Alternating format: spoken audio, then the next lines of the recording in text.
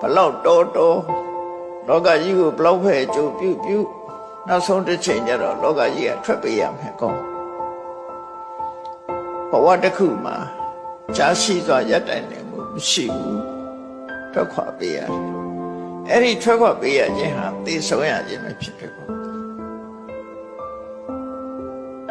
ရထားတဲ့ဘဝတစ်ခုရဲ့အဆုံးသတ်လုံးဝမကောင်းဖះလောင်းတွေကအဲ့ဒီအဆုံးသတ်ကိုကြည့်ပြီးတော့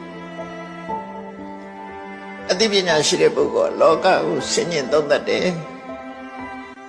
သူတို့ရဲ့ဆင်ញင်သုံးသပ်ပုံလေးကိုကြည့်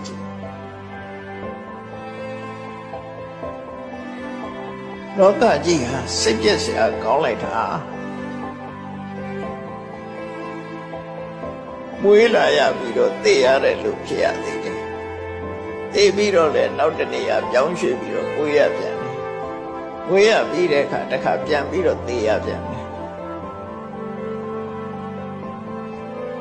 ဖြစ်ချင်းဥချင်းသိဆုံးခြင်း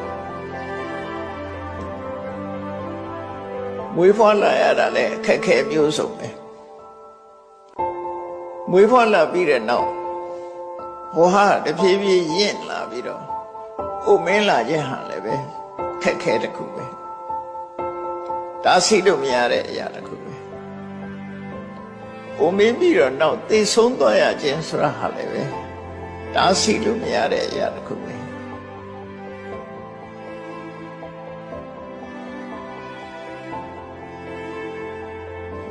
တဲ့နီလန်ခဏတည်းအောင်ရှာကြလို့မရသေးဘူး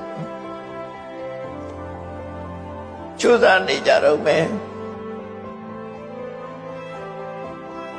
ဘဝမှာထာဝရနေဖို့ဆိုပြီးလောကအတင်းထာဝရနေဖို့ဆိုလူတွေဟာတတ်နိုင်သမျှကြိုးစားနေကြစိတ်ပညာဘက်ကလည်းပဲစိတ်ပညာနဲ့ကြိုးစားနေတာပဲကာထာမန္တရားဝိဇ္ဇာတပညာတွေကလည်းပဲကြိုးစားနေတာဟောမသိဘူးကြိုးစားကြတာပဲအလုံးသို့တော့ခဏထီအောင်မြင်တယ်ဆိုတာမရှိဘူးလောကမှာအသိဉာဏ်ရှိဆုံးပုဂ္ဂိုလ်လို့ခေါ်တဲ့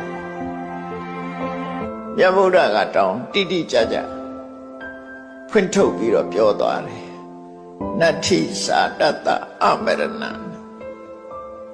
ဝိလာပြီးမသေးတဲ့လူဆိုတာမရှိပါဘူး